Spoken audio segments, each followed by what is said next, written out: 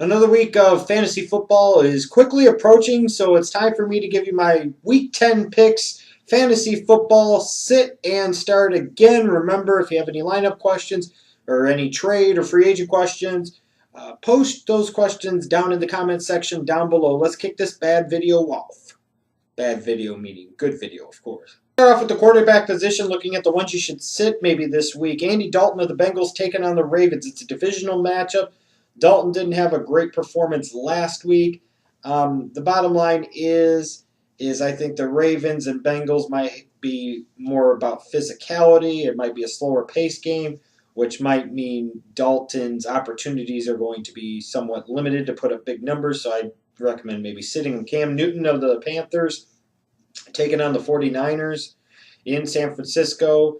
The Panthers run the ball very well. They'll run the ball a lot. They might not throw the ball a ton this Sunday against San Francisco, so I think Cam Newton might be a guy to consider sitting. And Ryan Tannehill in the Monday night game for the Dolphins taking on the Buccaneers are all the distractions for Miami right now. The fact of the matter remains is they've done a poor job of protecting Tannehill this year. On top of that, he's lost his most explosive weapon in the red zone in Brandon Gibson. This is a team right now that is in a lot of flux and has a lot of question marks. So I think they're probably safer bets than Tannehill in week number 10. Quarterbacks to start this week: Nick Foles of the Eagles taking on the Packers. I'm not just saying this because Foles had a 7-touchdown performance last week. Remember, I also said to start Nick Foles last week. The Eagles, I'm following the trend. They're great on the road for whatever damn reason. Horrible at home, but great on the road. And Foles played outstanding last week on the road. And I expect they might do the same against the Packers this week. Eli Manning of the Giants taking on the Oakland Raiders. The Giants won 2 in a row before the bye week. They're coming off of a bye. The Raiders were smarted last week by Nick Foles and the Philadelphia Eagles passing attack. Eli Manning could be in for a nice day. Watch out for the New York Football Giants. Philip Rivers of the San Diego Chargers taking on the Denver Broncos. For all the hype and publicity about the Broncos, the bottom line is their defense is not very good, and in particular, they're horrible against the pass. As a result, I would expect Philip Rivers could have a nice day, especially if his team falls behind early. Then Rivers is going to be in catch-up mode and could put up a lot of garbage fantasy points. Let's move on to the running backs. Ones you should sit this week: Ray Rice of the Baltimore Ravens taking on the Cincinnati Bengals. Ray Rice has not been good this year. I feel bad for those of you that drafted him in your fantasy leagues. Ouchies. The Ravens' offensive line has struggled, I think, most of the year to open up holes in the running game. Ray Rice, almost I dare to say, it looks like he's done. Better off benching him this week. There are better options out there, probably even on your league's waiver wire, but probably for sure on your bench. DeAngelo Williams of the Panthers taking on the 49ers. When you look at DeAngelo Williams, you've got Cam Newton that vultures away goal line carries. Mike Tolbert does the same thing. And now you've got Jonathan Stewart being added into the mix. So that not only means fewer goal line touches, but fewer touches in general. DeAngelo Williams is a running back to stay away from right now. Ryan Matthews of the San Diego Chargers taking on the Denver Broncos. Yes, Ryan Matthews historically has done all right against the Broncos, having a few 100-yard games against them. But the fact of the matter remains, if they get behind in this game at all, they're going to abandon Ryan Matthews, and they're going to play Danny Woodhead out of the backfield as a pass-catching back for Philip Rivers, and Woodhead's going to get some carries. And for some reason, Danny Woodhead seems to get some of the goal line action. So Matthews probably isn't the best start this week. Running backs to start this week, though: Eddie Lacy of the Packers. Even with Aaron Rodgers going down early in the Monday night game against the Bears, Eddie Lacy still torched the Bears defense for 150 yards rushing on the ground. The Eagles defense has tightened up a little bit over the past couple of weeks, but Lacy's going to get a lot of opportunities, and he's looked really, really damn good as a result. I think he's going to have a nice day. Chris Johnson of the Titans taking on the Jacksonville Jaguars.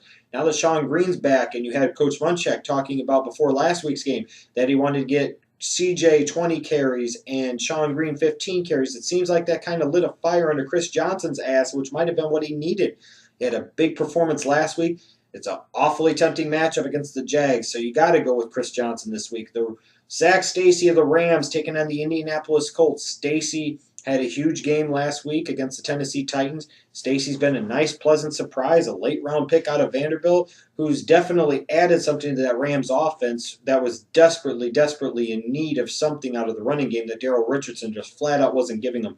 I say start Stacy again this week. He's been putting up some nice numbers, getting a lot of carries.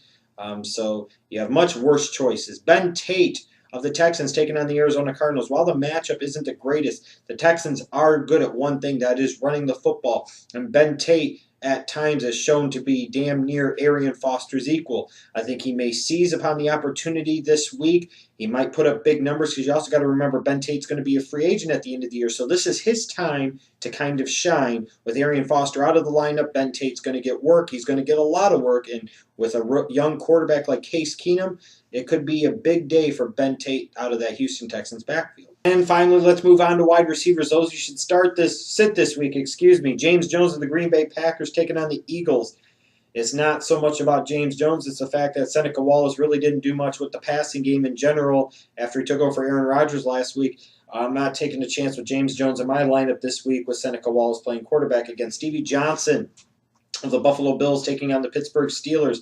The Steelers have seemed to have done a good job against opposing teams' number one wide receivers this year, and I think they'll do the same thing with Stevie Johnson. Darius Hayward-Bay of the Colts taking on the Rams. Bay was expected to see a big uptick in opportunities and receptions and targets in general with Reggie Wayne going out with the torn ACL, but of course it was T.Y. Hilton instead that seems to have gotten the lion's share of the targets. Darius Hayward-Bay, somebody that's not worth playing this week, not worth taking the chance. Torrey Smith of the Baltimore Ravens taking on the Cincinnati Bengals. You look at this and you say, ugh. After a nice start where he was getting targets, he was getting a lot of yardage, Torrey Smith cooled off just a little bit, and he's got a tough matchup against a very good Bengals defense, so I think he might be worth keeping on your bench this week. Wide receivers to start, Keenan Allen of the San Diego Chargers taking on the Denver Broncos. Again, the Broncos secondary is boo-boo. Their defense in general, not very good at all. And if, for some reason, the Chargers fall behind big, there's going to be a lot of passes, a lot of targets, a lot of opportunities for Keenan Allen. He could have another 100-plus yard reception game, or 100-plus yard game, excuse me. Alshon Jeffrey, I can't believe I'm saying this, for the Chicago Bears taking on the Detroit Lions. The Lions corners aren't that good. You've got Jay Cutler coming back. Cutler does love to throw the ball to Alshon Jeffrey. He's a good red zone target. I won't take that away from him at all. So you've got a guy that can maybe get 6 or 7 catches, 70 yards, and a touchdown. Roddy White, I'm going to say this. The Atlanta Falcons taking on Richard Sherman and the Seattle Seahawks. The war words in the offseason between Roddy White and Richard Sherman has me looking forward to this matchup very, very much. You might sit there and say, well, the matchup is very bad, so you probably should sit Roddy White, especially because he really hasn't done much of anything this year, battling the injuries and everything.